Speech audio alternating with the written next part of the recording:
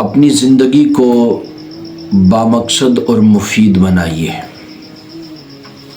حضرت مریم رضی اللہ تعالی عنہا کی شادی نہیں ہوئی، پھر بھی انہوں نے ایک پروقار زندگی گزاری۔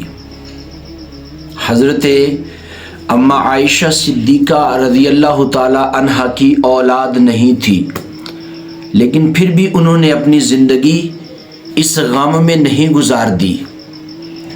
کم عمری کے اندر وہ بیوہ ہو گئی، پھر بھی انہوں نے ایک بامقصد اور پروقار زندگی گزاری۔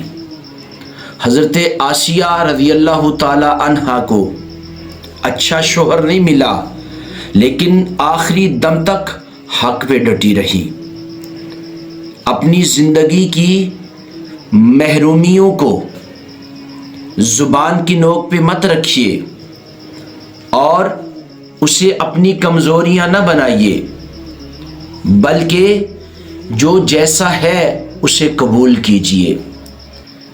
خالق کائنات کا ہر حال میں شکر ادا کرے۔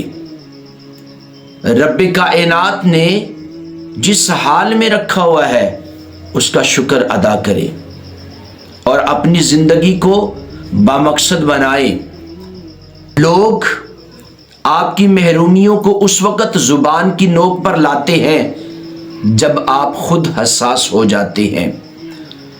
زندگی کو مفید بنائیے اور اوروں کے لیے بھی اسے مفید بنائیے، کیونکہ خالق کی کائنات نے فرمایا افا حسبتم انما خلقناکم عبثا، کیا تم گمان کرتے ہو کہ رب کائنات نے تمہیں بیکار بنایا ہے؟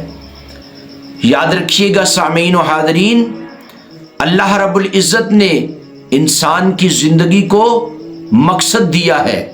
کائنات کی بارگاہ اقدس میں کوئی چیز بیکار اور بے معنی نہیں ہے۔ زندگی کے اندر رب کائنات نے کوئی نہ کوئی مقصد رکھا ہے۔